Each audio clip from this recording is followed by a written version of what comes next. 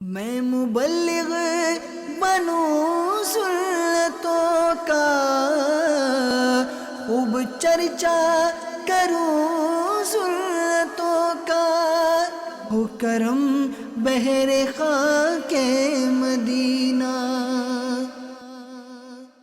الحمدللہ رب العالمین، والصلاة والسلام علی سید الانبیاء والمرسلین، اما بعد فاعوذ باللہ من الشیطان الرجیم، بسم اللہ الرحمن الرحیم۔ الصلاة والسلام علیک یا رسول اللہ وعلى آلك وأصحابك يا حبيب الله۔ الصلاة والسلام عليك يا نبي الله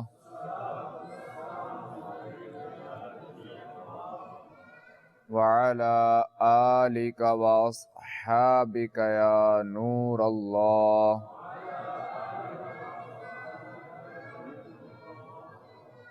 فرمان مصطفیٰ صلی اللہ تعالی علیہ وآلہ وسلم، مجھ پر درود پاک پڑھنا پل صراط پر نور ہے۔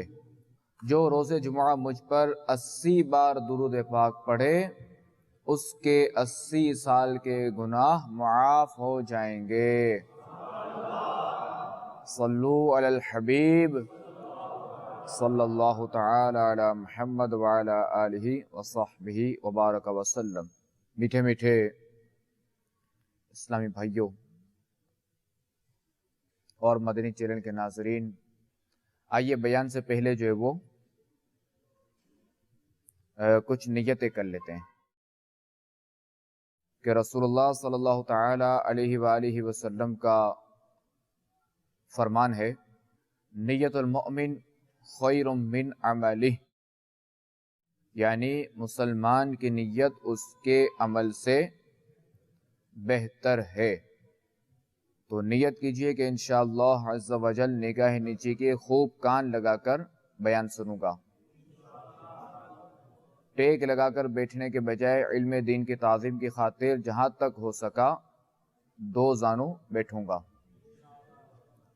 صلو علی الحبیب، اذکر اللہ اور توبوا الی اللہ وغیرہ سن کر ثواب کمانے اور صدا لگانے والوں کی دل جوئی کے لیے بلند آواز سے جواب دوں گا۔ میں بھی نیت کرتا ہوں کہ انشاءاللہ عز و جل اعلاء کلمت الحق کہوں گا، نیکی کی دعوت دوں گا اور برائی سے منع کروں گا۔ صلو علی الحبیب صلی اللہ تعالی علی محمد وعلی آلہ وصحبہ وبارک وسلم۔ حضرت سیدنا عمر بن عبدالعزیز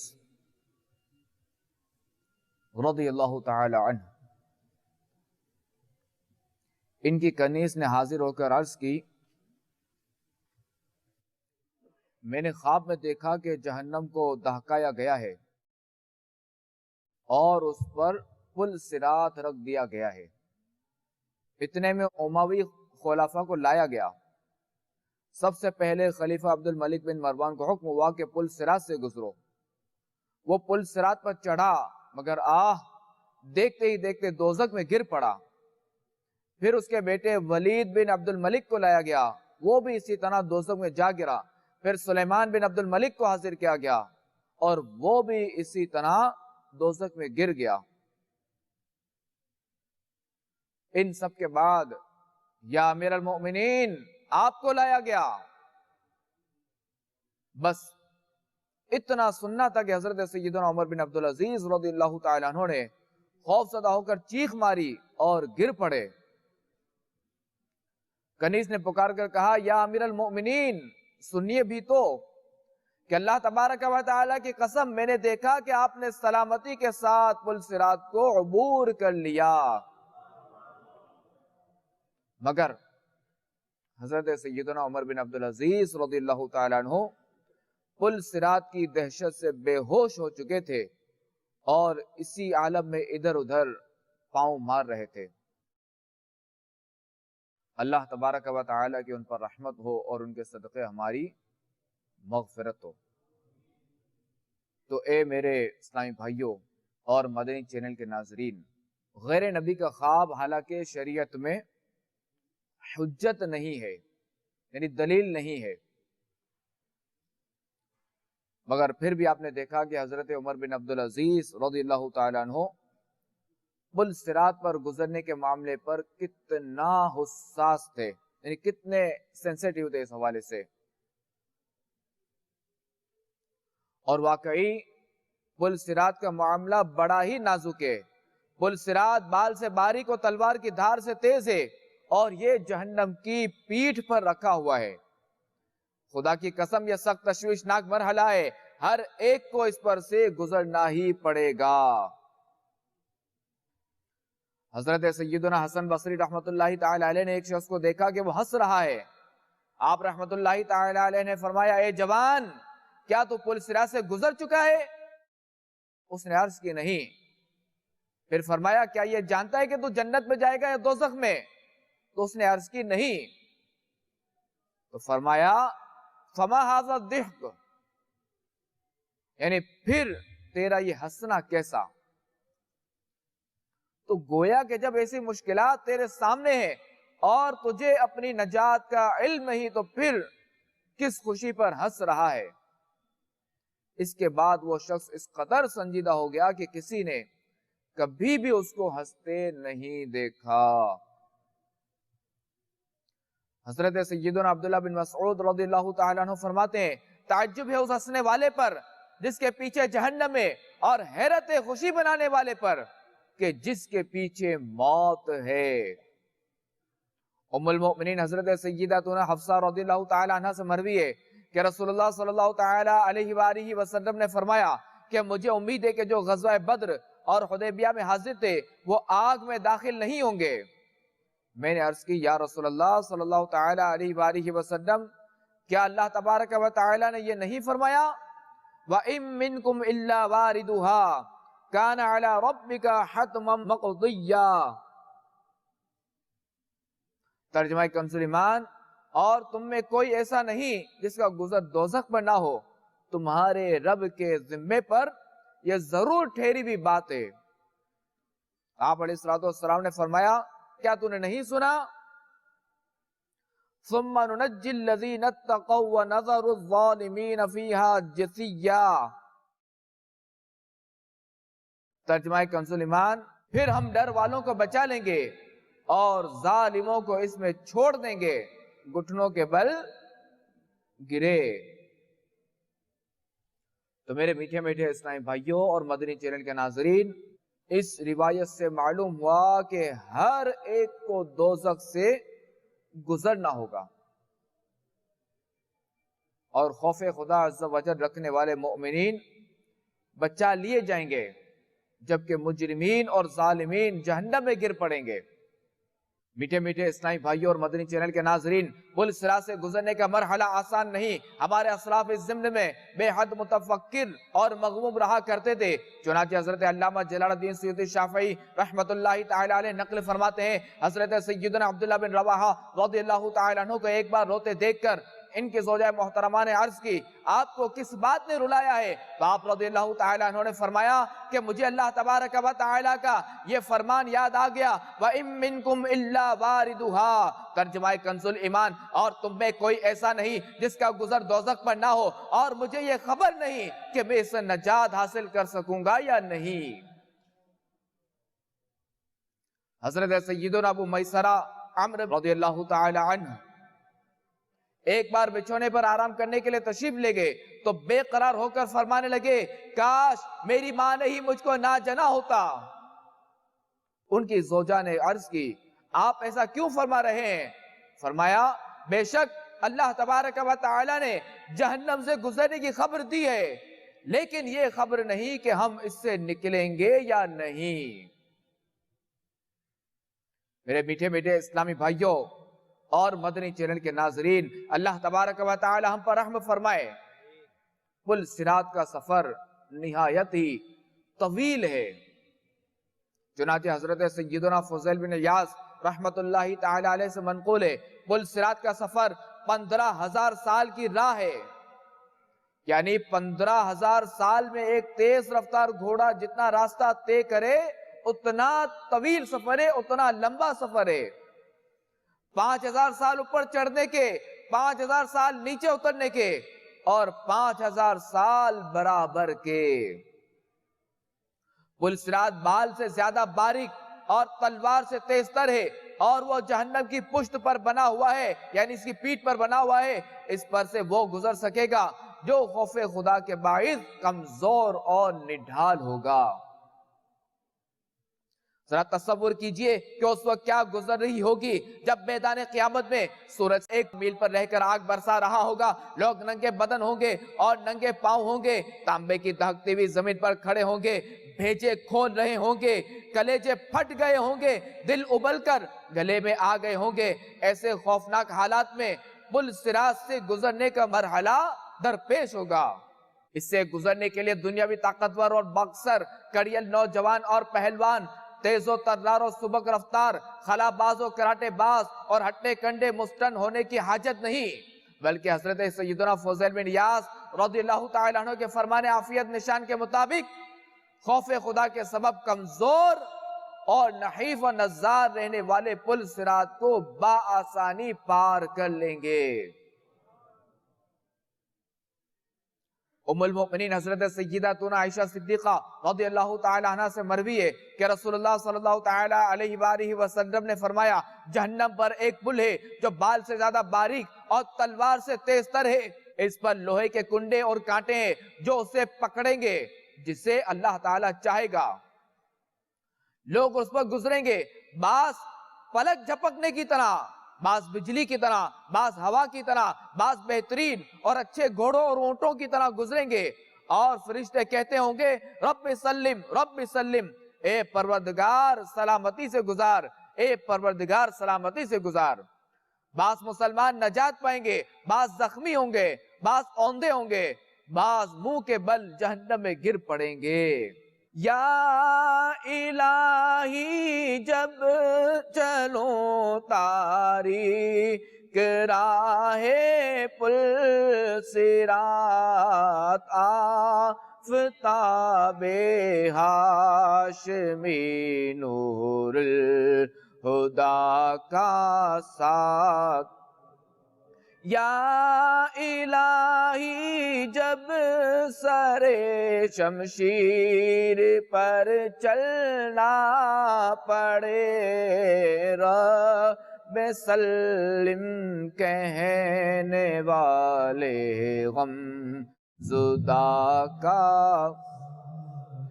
یا الہی نام اعمال جب کھلنے لگے،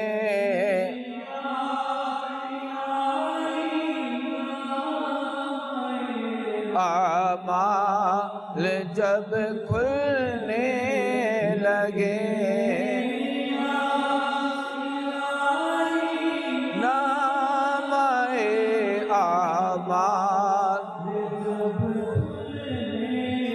لگے عیب پوش خلق ستارے، خطا کا ساتھ ہو اللہ، عیب پوش خلق ستارے، خطا کا آمین بجاہ النبی الامین صلی اللہ علیہ وسلم۔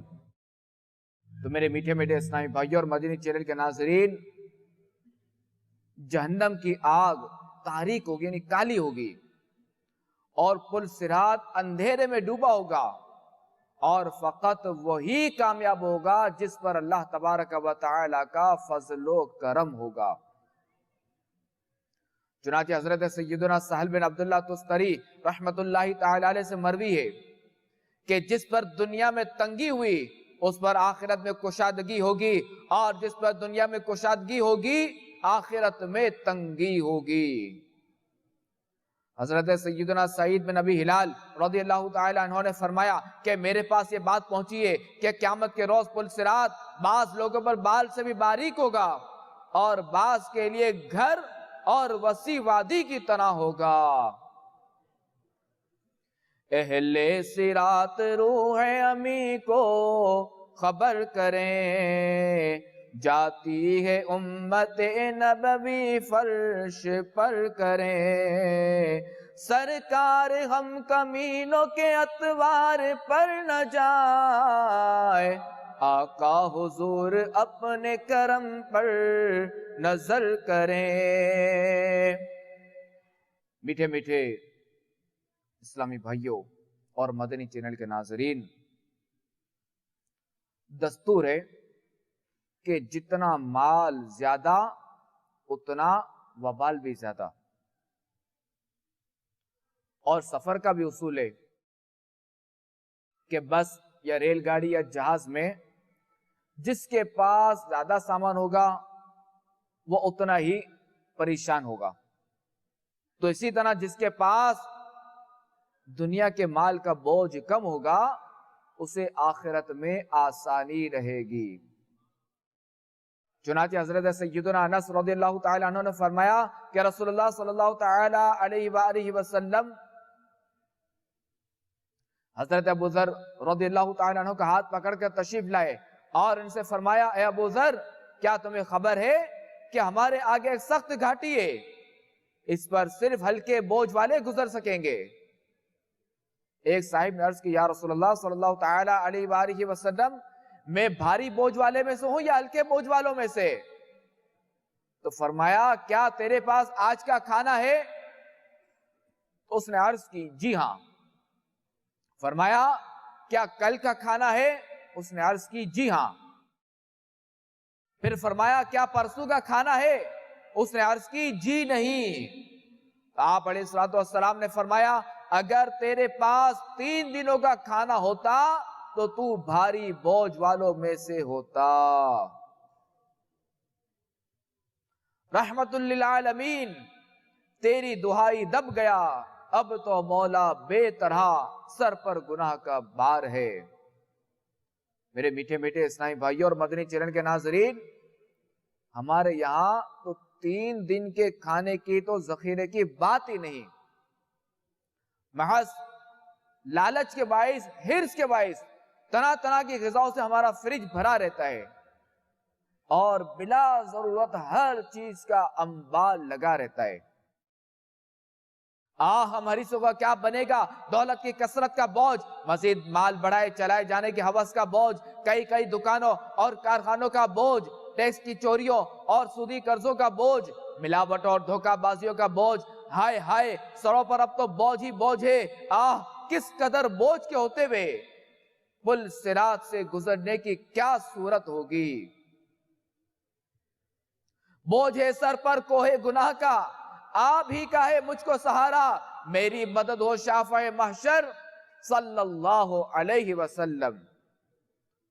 میٹھے میٹھے اسلامی بھائیوں، اپنے گناہوں پر صدق دل سے نادم ہو کر سچی توبہ کر کے دعوت اسلامی کی تربیت کے مدنی قافلوں میں عاشقان رسول کے ساتھ سنتوں بھرا سفر اختیار فرمائیے اور فکر مدینہ کے ذریعے روزانہ مدنی انعامات کا کارڈ پر کر لیا کریں، روزانہ مدنی انعامات کا رسالہ پر کر لیا کریں، اور جن کے بعد رسالہ نہیں تو وہ جو مدنی انعامات کی اپلیکیشن ہے اسمارٹ فون میں، وہ اس کے ذریعے فکر مدینہ کریں۔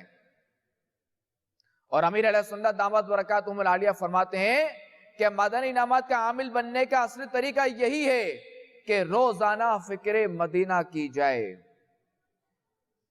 اور مزید فرماتے ہیں کہ جو واقعی دعوت اسلامی والے ہوں گے انشاءاللہ عز و جل وہ روزانہ ہی فکر مدینہ کرتے ملیں گے۔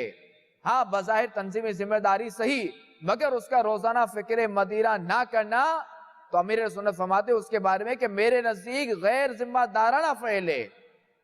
اور انشاءاللہ عز و جل فکر مدینہ کی برکت سے آخرت کی تیاری اور قبر و حشر کی روشنی اور پل صراط پر نور کے حصول کی تڑپ پیدا ہوگی۔ اللہ تبارک و تعالیٰ کا جس پر کرم ہوگا اس کو ایسا نور عطا ہوگا کہ اس کا بیڑا پار ہو جائے گا۔ چنانچہ قرآن پاک میں ارشاد ہوتا ہے یوم تر المؤمنین والمؤمنات یسعی نورہم بین ایدیہم وبایمانہم، ترجمہ کنز ایمان، جس دن تم ایمان والے مردوں اور ایمان والی عورتوں کو دیکھو گے کہ ان کا نور ان کے آگے اور ان کے داہنے دوڑتا ہے۔ اللہ تبارک و تعالیٰ کی خاص عنایت سے جو خوش قسمت مسلمان نور سے معمور ہو کر جگمگ جگمگ کرتا جھومتا ہوا پل صراط سے گزرے گا، اس کی شان عظمت نشان کا رحمت عالمیان صلی اللہ تعالی علیہ وآلہ وسلم کے اس فرمان روشن بیان سے اندازہ لگائیے کہ دوزخ مومن سے کہے گی اے مومن جلد در گزر، اس لیے کہ تیرے نور نے میری آگ کو بجھا دیا۔ میرے میٹھے میٹھے اسلامی بھائیوں، آئیے آپ کو چند نیک اعمال عرض کرتا ہوں کہ جن کے بارے میں آتا ہے کہ جو یہ اعمال کرے گا تو بروز قیامت ان کو نور عطا کیا جائے گا۔ اور یہ 5 فرامین مصطفیٰ ہیں۔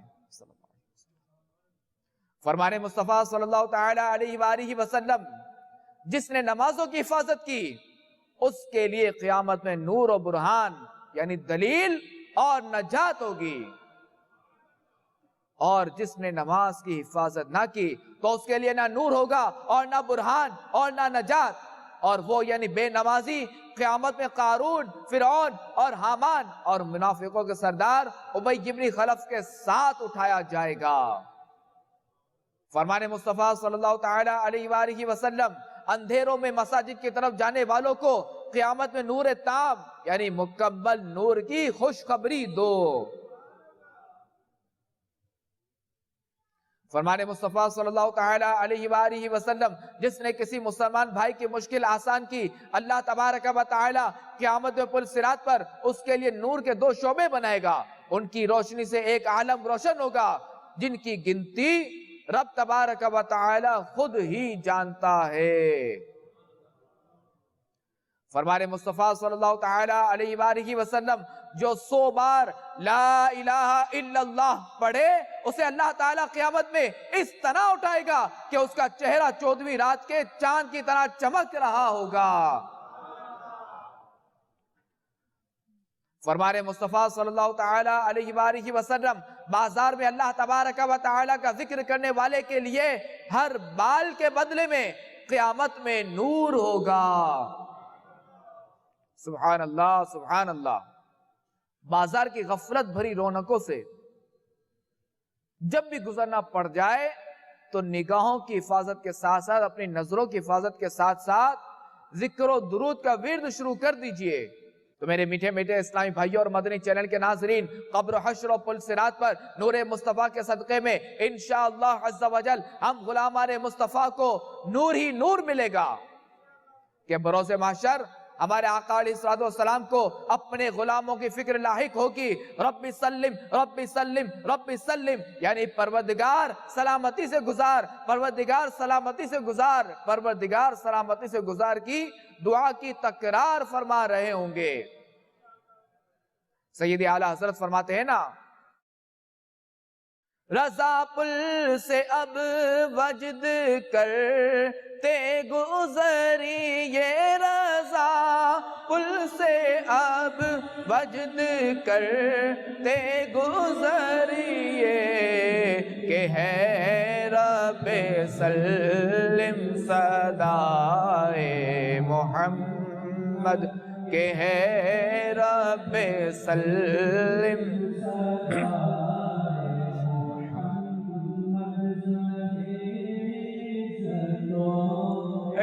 دلائے محمد۔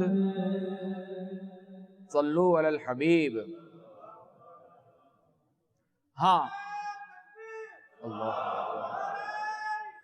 یا رسول اللہ، ہاں جو بد نصیب نماز نہیں پڑھے گا، داڑھی منڈوائے گا یا ایک مٹھی سے گھٹائے گا، ماں باپ کو ستائے گا، اولاد کو شریعت کی پابندی سے روک کر ماڈرن بنائے گا، بیوی اور بالغہ بچیوں کو بے پردہ پھرائے گا، فلموں ڈراموں گانے باجوں حرام روزیوں سودی تجارتوں ملاوٹوں دھوکہ بازیوں گندی گالیوں غیبتوں چغلیوں عیب دریوں بد نگاہیوں بد اخلاقیوں مسلمانوں کی بلا اجازت شرعی دل آزاریوں، بے نمازیوں اور فیشن پرست وغیرہ وغیرہ گناہوں سے باز نہیں آئے گا، اس کے لیے لمحہ فکریہ ہے۔ اگر اللہ تبارک و تعالی اور اس کے پیارے حبیب صلی اللہ تعالی علیہ وآلہ وسلم ناراض ہو گئے اور گناہوں کے سبب ایمان برباد ہو گیا تو یقیناً ناقابل برداشت دائمی عذابوں کا سلسلہ ہوگا اور پل صراط پر نور نہیں ملے گا۔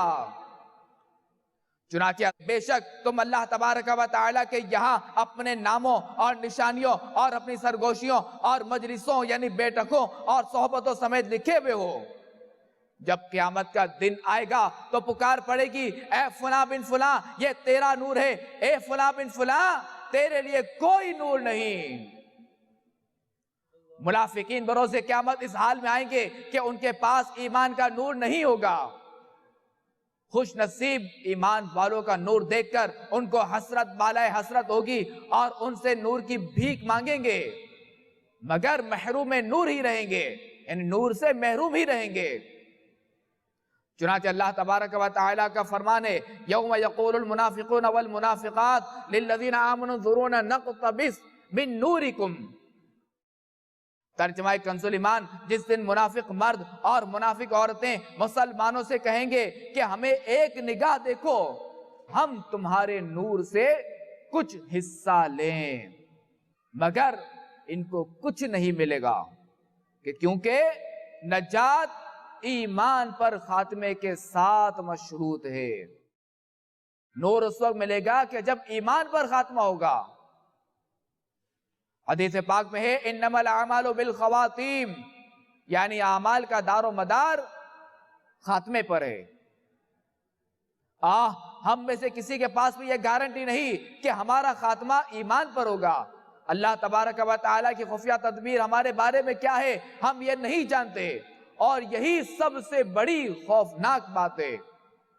میرے میٹھے بیٹے اسلامی بھائیوں اور مدنی چینل کے ناظرین، برے خاتمے کے ڈر سے بڑے بڑے اولیاء کرام خوف زدہ رہتے تھے۔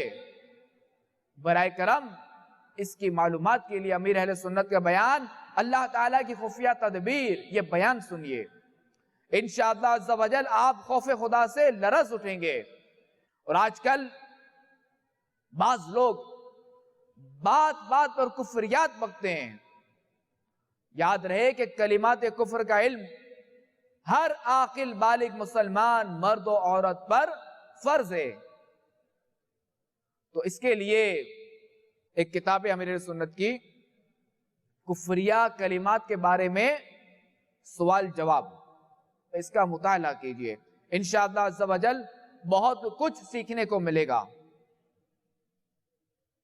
صلو علی الحبیب صلی اللہ تعالی علی محمد وعلی آلہ وصحبہ وبارک وسلم۔ بہار شریعت حصہ سوم میں فتاوی رضویہ شریف کے حوالے سے کہ جو اذان کے وقت باتوں میں مشغول رہے اس پر معاذ اللہ خاتمہ برا ہونے کا خوف ہے، تو لہذا پہلی اذان پر خاموش رہ کر ہمیں جواب دینا چاہیے۔ اور بدقسمتی سے آج کل مسلمانوں کی اس طرف توجہ کم ہے، اور آج کل ہمارے یہاں ایک یہ بھی وبا ہے کہ ہمارے بعض لوگ موبائل میں میوزیکل ٹون رکھتے ہیں، اور جب مسجد میں جاتے ہیں تو پھر موبائل آف کرنا یا موبائل سائلنٹ کرنا بھی بھول جاتے ہیں۔ اب ہوتا یہ ہے کہ اب اگر کوئی فون کرتا ہے تو معاذ اللہ مسجد کے اندر طرح طرح کی میوزیکل ٹیونز بجنا شروع ہو جاتی ہیں۔ تو اول تو عرض ہے کہ موسیقی کے منحوس ٹیون سے اپنے فون کو پاک کیجئے اور توبہ کیجئے، اور جب بھی مسجد میں داخلے کی سعادت نصیب ہو تو موبائل فون بند کر دیجئے مسجد کے احترام کے سبب، یا اس کو سائلنٹ کر دیجئے۔ صلو علی الحبیب صلی اللہ تعالی علی محمد وعلی آلہ وصحبہ وبارک وسلم۔ حضرت سیدنا حسن بصری رحمت اللہ تعالی علیہ نے فرمایا ایک شخص جہنم سے 1000 سال بعد نکالا جائے گا۔ پھر فرمایا کاش وہ شخص میں ہوتا۔ حجت الاسلام امام محمد غزالی رحمت اللہ تعالی علیہ فرماتے ہیں کہ آپ رحمت اللہ تعالی علیہ نے یہ بات اس لیے فرمائی کہ جو 1000 سال کے بعد نکالا جائے گا اس کے بارے میں یہ بات یقینی ہے کہ اس کا خاتمہ ایمان پر ہوا ہوگا۔ میٹھے میٹھے اسلامی بھائیوں اور مدنی چینل کے ناظرین، حضرت سیدنا حسن بصری رحمت اللہ تعالی علیہ نے غلبہ خوف کے سبب 1000 سال کے بعد جہنم سے رہائی پانے والے شخص کے ایمان پر خاتمہ ہو جانے پر رشک کرتے ہوئے فرمایا تھا کہ کاش وہ شخص بے ہی ہوتا۔ 1000 سال تو بہت ہی بڑی بات ہے، خدا کی قسم ایک لمحے کا کروڑواں حصہ بھی جہنم کا عذاب برداشت ہونا ممکن نہیں۔ حضرت سیدنا حسن بصری رحمت اللہ تعالی علیہ کے غلبہ خوف خدا کا عالم تو دیکھیے کہ منقول ہے کہ آپ رحمت اللہ تعالی علیہ 40 سال تک نہیں ہنسے۔ آپ رحمت اللہ تعالی علیہ کو بیٹھا ہوا دیکھ کر یوں معلوم ہوتا کہ گویا ایک سہما ہوا قیدی ہے جسے گردن مارنے کے لیے لایا گیا ہے۔ اور جب آپ رحمت اللہ تعالی علیہ گفتگو فرماتے، بات چیت کرتے تو ایسا محسوس ہوتا گویا آخرت نظروں کے سامنے ہے اور اس کو دیکھ دیکھ کر اس کی منظر کشی فرما رہے ہیں۔ اور جب آپ رحمت اللہ تعالی علیہ خاموش ہوتے تو ایسا لگتا کہ آپ کے آنکھوں کے درمیان آگ بھڑک رہی ہے۔ جب عرض کی گئی کہ آپ اس قدر خوف زدہ اور مغموم کیوں رہتے ہیں تو فرمایا مجھے اس بات کا خوف کھائے جا رہا ہے کہ اگر اللہ تبارک و تعالی نے میرے بعض ناپسندیدہ اعمال دیکھ کر مجھ پر غضب فرمایا اور فرما دیا کہ جاؤ میں تمہیں نہیں بخشتا تو میرا کیا بنے گا۔ حضرت سیدنا امام محمد غزالی رحمت اللہ تعالی علیہ نقل کرتے ہیں اللہ تبارک و تعالی پہلوں اور پچھلوں کو ایک معلوم دن یعنی بروز قیامت کو ایک مقام پر جمع فرمائے گا۔ یوں تو قیامت کا دن 50,000 سال کا ہے، مگر اس میں ایک مرحلہ یہ بھی ہوگا کہ 40 سال تک لوگوں کی آنکھیں اوپر کی طرف لگی رہیں گی، وہ فیصلے کے منتظر ہوں گے۔ مومنوں کو ان کے اعمال کے مطابق نور عطا کیا جائے گا، کسی کو بڑے پہاڑ کی مثل نور اور کسی کو کھجور کے درخت کی مانند تو کسی کو اس سے بھی کم، حتیٰ کہ ان میں سے آخری شخص کو پاؤں کے انگوٹھے جتنا نور عطا کیا جائے گا جو کبھی چمکے گا اور کبھی بجھ جائے گا۔ جب اس کا نور چمکے گا تو وہ چلے گا اور جب بجھ جائے گا تو اندھیرے کی وجہ سے رک جائے گا۔ پھر ہر ایک اپنے اپنے نور کے مطابق پل صراط عبور کرے گا۔ کوئی تو پلک جھپکنے میں گزر جائے گا، کوئی بجلی کی طرح، کوئی بادل کی مانند، کوئی ستارے ٹوٹنے کی مثل، کوئی گھوڑے کی دوڑنے کی طرح تو کوئی آدمی کے دوڑنے کی طرح گزر جائے گا۔ جس کو پاؤں کے انگوٹھے کی مثل نور دیا جائے گا وہ چہرے، ہاتھوں اور پاؤں کے بل گزرے گا۔ حالت یہ ہوگی کہ ایک ہاتھ بڑھائے گا تو دوسرا اٹک جائے گا، جب ایک پاؤں الجھے گا تو دوسرا پاؤں کھنچ کر بڑھائے گا اور اس کے پہلوؤں تک آگ پہنچ جائے گی۔ وہ اسی طرح گرتا پڑتا بالآخر پل صراط پار کرنے میں کامیاب ہو جائے گا اور وہاں کھڑے ہو کر اپنے رب عز و جل کی حمد بیان کرے گا۔ پھر اسے جنت کے دروازے کے قریب ایک کنویں پر غسل دیا جائے گا۔ پل صراط آہائے تلوار کی دھار سے تیز کس طرح سے میں اسے پار کروں گا یا رب، میرے محبوب کے رب تیرا کرم ہوگا تو پل کو بجلی کی طرح پار کروں گا یا رب۔ میرے میٹھے میٹھے اسلامی بھائیوں اور مدنی چینل کے ناظرین، جن خوش بختوں کا ایمان پر خاتمہ ہوگا وہ بالآخر نجات پا جائیں گے، اور جس کا ایمان برباد ہو گیا اور بغیر توبہ کے مر گیا اس کے نجات کی کوئی صورت نہیں۔ ہر ایک کو ڈرنا ضروری ہے کہ نامعلوم میرا کیا بنے گا۔ پل صراط جہنم پر بنا ہوا ہے اور اس پر سے گزرے بغیر جنت میں داخلہ ممکن نہیں، تو لہذا ہر ایک کو ڈرنا چاہیے کہ میرا کیا بنے گا۔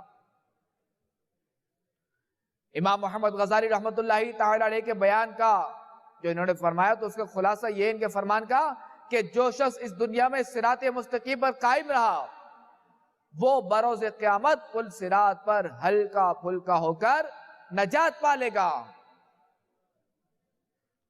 اور جو دنیا میں استقامت سے ہٹ گیا نافرمانیوں اور گناہوں کے سبب اس کی پیٹھ بھاری ہوئی تو پہلے ہی قدم میں پل صراط سے پھسل کر گر پڑے گا۔ اے بندہ ناتواں، ذرا غور تو کر، جب تو پل صراط اور اس کی باریکی کو دیکھے گا تو کس قدر گھبرائے گا۔ پھر اس کے نیچے جہنم کی ہولناک سیاہی پر تیری نظر پڑے گی، نیچے سے جہنم کا جوش و خروش سنائی دے گا، آگ کے بلند شعلوں کی چیخ و پکار تیرے کانوں سے ٹکرائے گی۔ تو سوچ تو صحیح کہ اس وقت تجھ پر کس قدر دہشت طاری ہوگی۔ یاد رکھ، تیرا دل چاہے کتنا ہی بے قرار اور بے کل ہو، قدم پھسل رہے ہو اور پیٹھ پر اس قدر بوجھ ہو کہ اتنا بوجھ اٹھا کر ہموار زمین پر چلنا بھی تیرے لیے دشوار ہو، تو لاکھ کمزوری کی حالت میں ہو، مگر تجھے پل صراط پر چلنا ہی پڑے گا۔ تو تصور تو کر کہ بال سے باریک اور تلوار کی دھار سے تیز پل صراط پر نہ چاہتے ہوئے بھی جب تو پہلا قدم رکھے گا اور اس کی تیزی کو محسوس کرے گا، مگر پھر بھی تیرا دوسرا قدم اٹھانے پر مجبور ہوگا۔ لوگ تیرے سامنے پھسل پھسل کر جہنم میں گر رہے ہوں گے، فرشتے لوگوں کو بڑے بڑے کانٹوں اور لوہے کے خوفناک آکڑوں سے کھینچ کھینچ کر جہنم میں جھونک رہے ہوں گے۔ تو دیکھ رہا ہوگا کہ وہ لوگ روتے چلاتے سر کے بل جہنم میں گرتے جا رہے ہیں۔ تو سوچ اس وقت خوف کے مارے تیری کیا حالت بنی ہوگی۔ جہنم کی گہرائیوں سے آہو بکا اور ہائے اوہ کی چیخ و پکار تیرے کانوں میں پڑ رہی ہوگی۔ بے شمار لوگ پل صراط سے پھسل کر جہنم میں جا پڑیں گے۔ تو سوچ تو صحیح، اگر تیرا قدم بھی پھسل گیا تو تیرا کیا بنے گا۔ اس وقت کی شرم و ندامت تجھے کچھ فائدہ نہ دے گی، تیرا رونا دھونا اور تیرا چیخنا چلانا تجھے ہلاکت سے نہ بچا سکے گا۔ اس وقت تیری حسرت بھری چیخ و پکار کچھ اس طرح پر ہوگی، میں اسی دن سے ڈرتا تھا، ہائے کاش میں اپنی آخرت کے لیے کچھ نیکیاں آگے بھیجتا اور سنتیں اپناتا، اے کاش 100 کروڑ کاش میں میٹھے مصطفیٰ صلی اللہ تعالی علیہ وآلہ وسلم کے بتائے ہوئے راستے پر چلتا، ہائے کاش میں مٹی ہو جاتا، اے کاش میں بھولا بسرا ہو جاتا، کاش میری ماں ہی مجھے نہ جنتی۔ میٹھے میٹھے اسلامی بھائیوں اور مدنی چینل کے ناظرین، امام غزالی رحمت اللہ تعالی علیہ کے مرقوم فرمان کا خلاصہ ہے کہ پل صراط کی مصیبتوں اور ہولناکیوں کو یاد کر کے خوب رنج و غم کیجئے۔ قیامت کے ہوش ربا حالات میں وہی شخص زیادہ محفوظ ہوگا جو دنیا میں اس کے معاملے میں زیادہ غم زدہ اور خوف زدہ رہا کرے گا، کیونکہ اللہ تبارک و تعالی کسی پر دو خوف جمع نہیں کرتا۔ لہذا جو آدمی دنیا میں پل صراط اور قیامت کے بھیانک حالات سے ڈرا، وہ آخرت میں ان سے نجات پا لے گا۔ اچھا یہ دیکھیے کہ خوف سے دنیا دار عورتوں والا نفسیاتی خوف مراد نہیں کہ سنتے ہی عارضی طور پر دل نرم پڑ جائے اور آنسو بہنے لگے، مگر پھر جلد ہی سب کچھ بھول کر بندہ کھیل تماشوں اور مذاق مسخریوں میں پڑ جائے،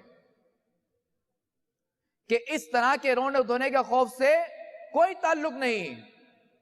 اور قاعدہ یہ ہے کہ انسان جس چیز سے ڈرتا ہے اس سے دور بھاگتا ہے، اور جس چیز سے رغبت رکھتا ہے یعنی جس چیز کی طرف اس کا میلان ہوتا ہے اس کی طلب بھی کرتا ہے، یعنی اس کو حاصل بھی کرتا ہے یا اس کو حاصل کرنا بھی چاہتا ہے۔ تو بس عرض کر دوں کہ آپ کو وہی خوف آخرت میں نجات دلائے گا کہ جو اللہ تبارک و تعالی کی اطاعت و فرما برداری پر آمادہ کرے اور نافرمانی اور گناہوں سے باز رکھے۔ اور یاد رکھیے کہ عورتوں کے نرم دلی والے نفسیاتی خوف سے بھی بڑھ کر بے وقوف والا خوف بھی ایک ہے کہ جب قیامت کے ہولناک مناظر کے بارے میں کوئی بیان وغیرہ سنتے ہیں تو فوراً ان کی زبان پر استعاذہ یعنی پناہ مانگنے والے کلمات جاری ہو جاتے ہیں اور کہنے لگتے ہیں کہ معاذ اللہ، یا اللہ مجھے بچا لے، مولا مجھ پر کرم فرما دے، مولا میری امداد فرما۔ یہ سب صرف جذباتی اور عارضی الفاظ ہوتے ہیں، جبکہ یہ الفاظ دل کی گہرائیوں سے نہیں نکلے ہوتے، تو ان کو جذباتی اور عارضی اس لیے کہا جا رہا ہے کہ ایک طرف تو یہ پناہ مانگ رہے ہوتے ہیں، مگر دوسری طرف گناہوں پر دلیری بھی موجود رہتی ہے. یعنی جس طرح پہلے گناہ کرتے تھے وہی گناہ بھی جاری ہیں. تو گناہوں کو ترک کر دینے کا عزم نہیں ہوتا, یعنی گناہ چھوڑنے کا ذہن نہیں ہوتا. مثلا بے نمازی نمازی, داڑھی منڈا ہی رہتا ہے, جھوٹ بولنا نہیں چھوڑتا, یعنی یہ اس کا ارادہ بھی نہیں کرتا جھوٹ بولنے کا کہ میں جھوٹ بولنا چھوڑ دوں. اسی طرح سود لینے والا, رشوت دینے والا, حرام کمائی کرنے والا اور دھوکہ بازی کرنے والا یہ معاملات نہیں چھوڑتا. اسی طرح فلمیں دیکھنے والا, گانے باجے سننے والا, بد نگاہی کرنے والا, اسی طرح بے پردگی کرنے والیاں, تو یہ بھی اپنے گناہوں پر قائم رہتے ہیں اور بس صرف جذباتی الفاظ کہہ ڈالتے ہیں. تو میٹھے میٹھے اسلامی بھائیوں اور مدنی چینل کے ناظرین, یاد رہے کہ جو صرف وقتی طور پر یا دوسروں کی دیکھا دیکھی رونے اور پناہ مانگنے لگتے ہیں, ایسے ڈھیلے اور جذباتی لوگوں پر شیطان ہنستا ہے. ایسے نادان انسان کی مثال ایسی ہے جیسے کوئی جنگل میں کسی مضبوط مکان کے باہر بیٹھا ہو اور دور سے شیر کے گرجنے اور دھاڑنے کی آواز سنے اور پھر دیکھے وہ شیر حملہ کرنے کے لیے اس کی طرف بڑھا چلا آ رہا ہے. اس پر وہ رو رو کر زبان سے کہنا شروع کر دے کہ میں شیر سے اس مکان کے ذریعے پناہ چاہتا ہوں, میں اس مضبوط عمارت کے سبب مدد کا طلبگار ہوں.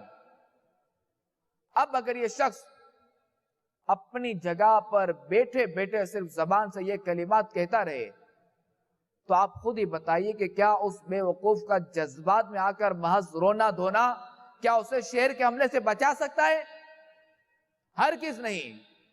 کہ جب تک وہ خود اپنے بدن کو حرکت دے کر دوڑ کر اس مکان کے اندر پناہ حاصل نہ کر لے. تو اس مثال کو سامنے رکھ کر آپ خود ہی بتائیے کہ جذبات تاثر سے رو دینا اور صرف اوپر ہی اوپر سے خوف کا عارضی طور پر اظہار کرنا اس صورت میں کس طرح فائدہ دے سکتا ہے, جبکہ دل میں معاذ اللہ اس طرح کے عزائم ہو کہ ہم نہ سدھرے ہیں نہ سدھریں گے, قسم کھائی ہے. ہاں بے شک جذبات میں آ کر عارضی طور پر رونا اور توبہ کرنا یہ اگر بر بنائے اخلاص سے, یعنی اخلاص کی وجہ سے, یعنی اب بندہ اس میں مخلص ہے, تو اب انشاءاللہ عز و جل یہ رونا ضرور رنگ لائے گا. تو میٹھے میٹھے اسلامی بھائیوں اور مدنی چینل کے ناظرین, اپنا ذہن بنائیے کہ میں اپنے آپ کو سدھارنے کی بھرپور کوشش کروں گا.